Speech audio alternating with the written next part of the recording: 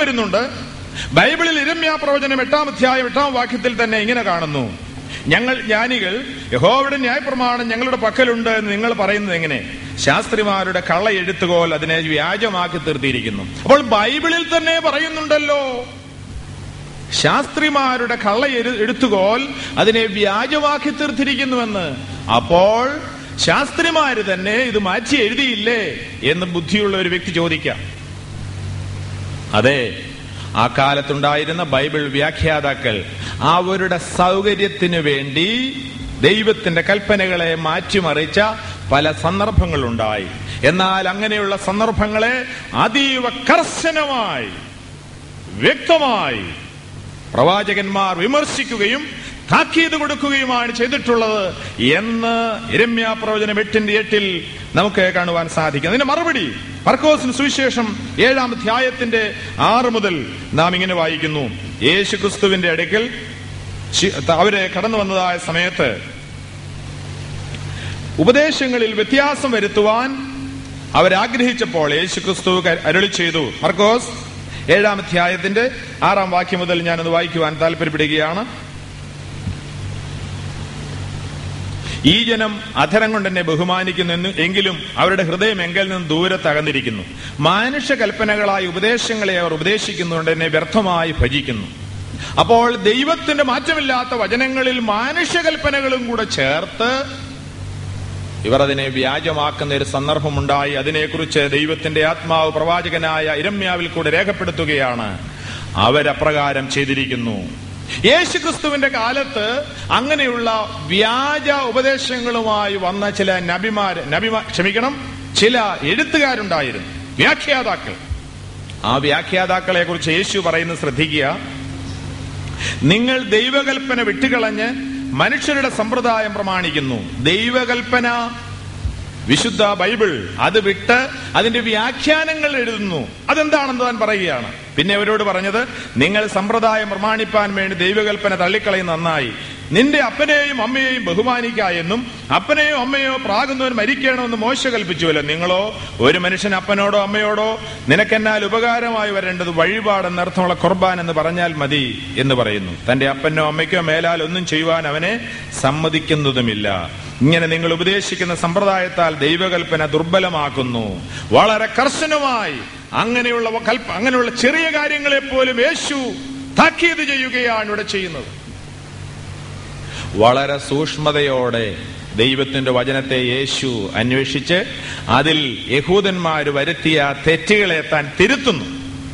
ചെറിയ തെറ്റുകളെ പോലും തിരുത്തുന്നുവെങ്കിൽ ഇതിന് വ്യത്യാസം വന്നുവെന്നോ തിരുത്തലുകൾ വന്നുവെന്നോ അതിന് മുൻപോ പിന്നീടോ ആർക്കും പറയുവാൻ സാധിക്കുന്നില്ല, ആർക്കും പറയുവാൻ സാധ്യമല്ല. മറ്റൊരു കാര്യം, എന്റെ പ്രിയ സ്നേഹിതരായ പലരും ചിന്തിക്കുന്നു, ക്രിസ്ത്യാനികൾ ബഹുദൈവ വിശ്വാസികളാണ്. ഒരിക്കലുമല്ല പ്രിയമുള്ളവരെ, ഞങ്ങൾ ഏക സത്യ ദൈവ വിശ്വാസികളാണ്.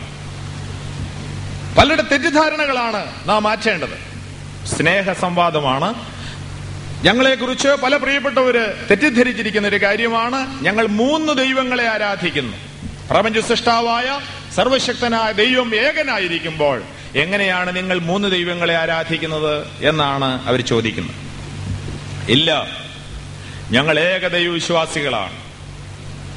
ആവർത്തന പുസ്തകം 6-ാം അധ്യായത്തിന്റെ 4-ാം വാക്യത്തിൽ തൗറാത്തിൽ നാം ഇങ്ങനെ വായിക്കുന്നു: ഇസ്രായേലേ കേൾക്ക, യഹോവ നമ്മുടെ ദൈവമാകുന്നു, യഹോവ ഏകൻ തന്നെ. ഞങ്ങൾ വിഗ്രഹസേവയെ വെറുക്കുന്നു, മരിച്ചവരോട് പ്രാർത്ഥിക്കുന്നതിനെ വെറുക്കുന്നു, ശവക്കല്ലറകളിൽ തുണിയിട്ട് അതിനോട് പ്രാർത്ഥിക്കുന്നതിനെയും നേർച്ച കാഴ്ചകൾ കഴിക്കുന്നതിനെയും ഞങ്ങൾ എതിർക്കുന്നു. ബഹുദൈവ വിശ്വാസത്തെ ഞങ്ങൾ വെറുക്കുന്നു. ഏതെങ്കിലും പ്രത്യേക ദൈവികമായ കാര്യങ്ങളിൽ, ചടങ്ങുകളിൽ, അങ്ങനെയുള്ള കാര്യങ്ങളിൽ ദൈവത്തെക്കാൾ പ്രാധാന്യം കൊടുക്കുന്നതിനെ ഞങ്ങൾ വെറുക്കുന്നു, ഞങ്ങൾ എതിർക്കുന്നു. ഞങ്ങൾ ഏകദൈവ വിശ്വാസികളാണ്. എന്നാൽ ദൈവം ആരാണ്? പ്രപഞ്ചത്തിന്റെ സൃഷ്ടാവ്, സകല അഖിലാണ്ടത്തിന്റെയും ഉടയവൻ, സർവജ്ഞാനി. അവന്റെ വിധിവിലക്കുകൾ നാം അനുസരിച്ച് അവനെ സ്നേഹിക്കണം എന്ന് കൽപ്പിച്ചിരിക്കുന്ന, അവന് കീഴ്പ്പെട്ട് ജീവിക്കണം എന്ന് കൽപ്പിച്ചിരിക്കുന്ന സർവശക്തനായ ദൈവം.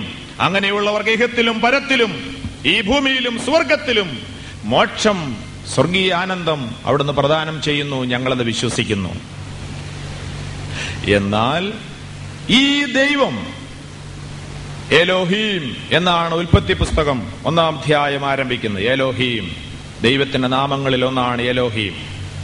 എലോഹീം എന്നുള്ളത്, എലോഹ് എന്നുള്ളത് ഏകവചനമാണ്, ഹീബ്രു ആണ്. ഹീബ്രു ഭാഷയിലുള്ള എലോഹ് ഏകവചനവും എലോഹീം എന്നുള്ളത് ബഹുവചനവുമാണ്.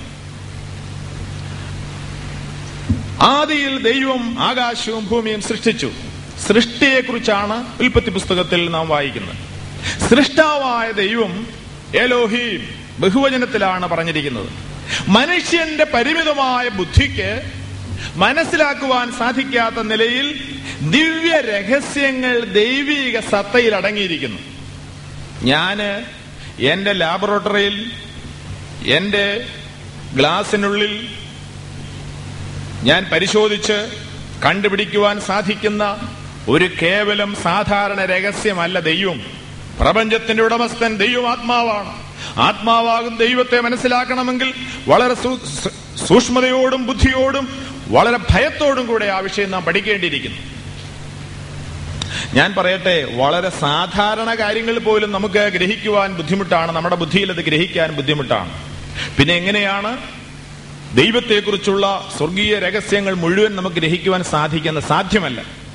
നമുക്ക് ലഭിക്കുന്ന രഹസ്യങ്ങൾ ദൈവം തന്നിൽ തന്നെ നമുക്ക് വെളിപ്പെടുത്തണം. സൂര്യനെ കാണണമെങ്കിൽ ഒരൊറ്റ മാർഗമേ ഉള്ളൂ. ടോർച്ച് എടുത്ത് നോക്കിയാൽ കാണാൻ സാധിക്കത്തില്ല. സൂര്യനെ കാണാൻ സൂര്യന്റെ വെളിച്ചത്തിൽ കൂടി അവിടേക്ക് നോക്കണം. അതാണ് സൂര്യനെ കാണുവാനുള്ള മാർഗം. എന്നുള്ളതുപോലെ ദൈവത്തെ കാണണമെങ്കിൽ ദൈവം വെളിപ്പെടുത്തിയ അവിടുത്തെ തിരുവചനങ്ങളിൽ കൂടെ നാം ദൈവത്തെക്കുറിച്ച് പഠിക്കുകയാണ്. ഞാൻ പറഞ്ഞല്ലോ, ദൈവം ഏകനാണ്.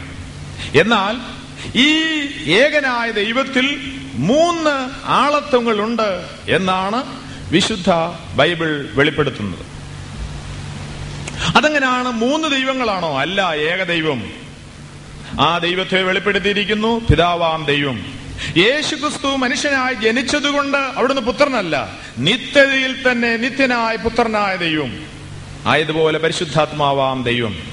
ഉൽപ്പത്തിയിൽ നാം കാണുന്നു, എലോഹീം ദൈവം അരുളി ചെയ്യുകയാണ്, നാം നമ്മുടെ സാദൃശ്യത്തിൽ നമ്മുടെ സ്വരൂപത്തിൽ മനുഷ്യനെ ഉണ്ടാക്കുക. നാം പ്രപഞ്ച സൃഷ്ടി ആരംഭിക്കുമ്പോൾ അവിടുന്ന് അരുളി ചെയ്യുന്നത് അപ്രകാരമാണ്. ഞാൻ പറയട്ടെ, വളരെ ചെറിയ കാര്യങ്ങൾ നമുക്ക് മനസ്സിലാക്കാൻ ബുദ്ധിമുട്ടാണ്. ഏക ദൈവം, ഈ ദൈവത്തിന് 3 ആളത്വങ്ങൾ. ഈ ദൈവം ഒന്നായിരിക്കുന്നു, സത്തയിൽ ഒന്നായിരിക്കുന്നു, 3 ആളത്വങ്ങൾ ഒന്നായിരിക്കുന്നു, 3 നാമങ്ങൾ എങ്കിലും ഏക ദൈവമാണ്. ഇതെങ്ങനെ മനസ്സിലാക്കാൻ സാധിക്കും? ദൈവത്തിന്റെ സൃഷ്ടിയുടെ ഏറ്റവും മൈന്യൂട്ടായിട്ടുള്ള ഘടകം ആറ്റമാണ്. ആറ്റത്തെ നിങ്ങളൊന്ന് ശ്രദ്ധിച്ചു നോക്കുക. ഇന്ന് വരെ മനുഷ്യൻ ഒരാറ്റത്തെ കുറിച്ച് പഠിച്ചു തീർന്നിട്ടില്ല. ആറ്റത്തിൽ തന്നെ 3 അവസ്ഥകളുണ്ട്: പ്രോട്ടോൺ, ന്യൂട്രോൺ, ഇലക്ട്രോൺ. ഈ 3 ഭാഗങ്ങൾ അന്യോന്യം ചേർന്ന്, പ്രോട്ടോൺ, ന്യൂട്രോൺ, ഇലക്ട്രോൺ, 3 ഭാഗങ്ങൾ അന്യോന്യം ചേർന്ന് ഒരാറ്റമായിട്ടിരിക്കുകയാണ്. അതിന്റെ പ്രവർത്തനം എന്താണ്? അതിന്റെ സത്ത എന്താണ്? ഇതൊന്നും മനുഷ്യൻ ഇന്നും പഠിച്ചു തീർന്നിട്ടില്ല. ആധുനിക ശാസ്ത്രം ഇത്രമാത്രം പുരോഗതി പ്രാപിച്ച് ആധുനിക ശാസ്ത്രം പഠിച്ചുകൊണ്ടേയിരിക്കുകയാണ്. അങ്ങനെയെങ്കിൽ ദൈവത്തെക്കുറിച്ച് നമുക്ക് എന്ത് മനസ്സിലാക്കുവാൻ സാധിക്കുന്നു? എന്നാൽ ഒരു കാര്യം നാം വ്യക്തമായി മനസ്സിലാക്കണം. ദൈവിക സത്തയിൽ, ദൈവിക ആളത്വത്തിൽ 3 വ്യക്തിത്വങ്ങൾ അടങ്ങിയിരിക്കുന്നു. യോഹന്നാൻ 1:1 പറയുന്നു, ആദിയിൽ വചനമുണ്ടായിരുന്നു, വചനം ദൈവത്തോടു കൂടെയായിരുന്നു, വചനം ദൈവമായിരുന്നു എന്ന് രേഖപ്പെടുത്തുന്നു. നിത്യതയിൽ, പ്രപഞ്ചമുണ്ടാകുന്നതിന് മുൻപ്, സകലത്തെയും സൃഷ്ടിക്കുന്നതിന് മുൻപ് നിത്യതയിൽ വചനം ദൈവമുണ്ടായിരുന്നു. ആ ദൈവത്തോടുകൂടെ വചനം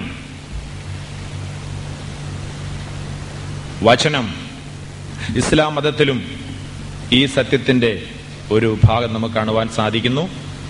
ഈസാ നബിക്ക് വിശുദ്ധ ഖുർആനിൽ ഖലീമ, വചനം എന്ന് രേഖപ്പെടുത്തിയിട്ടുണ്ട്. ഖലീമ ആയതുപോലെ ദൈവത്തിന്റെ വചനമാണ് ഈസാ നബി. എന്ന് ഖുർആനിൽ നമുക്ക് കാണുവാൻ സാധിക്കുന്നു. റൂഹുള്ള, ദൈവത്തിന്റെ ആത്മാവാണ് എന്ന് ഈസാ നബിക്ക് ഖുർആനിൽ നമുക്ക് കാണുവാൻ സാധിക്കുന്നു. അപ്പോൾ ഈ സത്യങ്ങളെല്ലാം വെളിപ്പെടുത്തുന്നത് ഏകനായ ദൈവം മൂന്നാളത്തങ്ങളോടുകൂടെ സ്ഥിതി ചെയ്യുന്ന ദൈവമാണ്.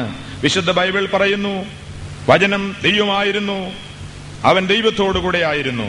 കൊലോസ്യ ലേഖനത്തിൽ നാം കാണുന്നു, അവൻ ക്രിസ്തു സകലത്തിന് മുൻപേയുള്ളവൻ, സകലവും അവൻ മുഖാന്തരവും അവനാലും അവനു വേണ്ടിയും സൃഷ്ടിക്കപ്പെട്ടിരിക്കുന്നു എന്ന് കൊലോസ്യ ലേഖനത്തിൽ നമുക്ക് കാണുവാൻ സാധിക്കുന്നു. അടുത്തതായി നാം ശ്രദ്ധിക്കേണ്ടത്, ഈ ദൈവം പാപിയായ മനുഷ്യനെ രക്ഷിക്കുന്നതിനു വേണ്ടി മനുഷ്യനായി അവതരിക്കുവാൻ ഈ ദൈവം നിത്യതയിൽ തന്നെ പ്ലാൻ ചെയ്തിരുന്നു. നിത്യതയിൽ തന്നെ പ്ലാൻ ചെയ്തിരുന്നു. മൂസാ നബി ഇങ്ങനെ തന്റെ ജനത്തോട് പറയുന്നതായി നമുക്ക് കാണാം.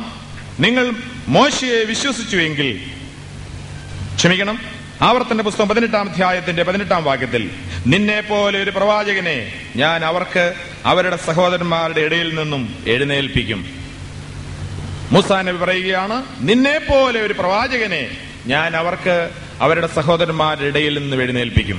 ചില പ്രിയപ്പെട്ടവര് ഇതിനെ വ്യാഖ്യാനിക്കുന്നത് മുഹമ്മദ് നബിയാണ് മോശയെ പോലെ ഒരു സഹോദരൻ അവരുടെ നേതാവായി എഴുന്നേറ്റ് വരുന്നത് എന്നാണ്. ഒരു രക്ഷകന് വേണ്ടി, വീണ്ടെടുപ്പുകാരന് വേണ്ടി യഹൂദ ജനത നോക്കി പാർത്തിരുന്ന ഒരു കാലഘട്ടമായിരുന്നു യേശുവിന്റെ ജനനത്തിന്റെ സമയം.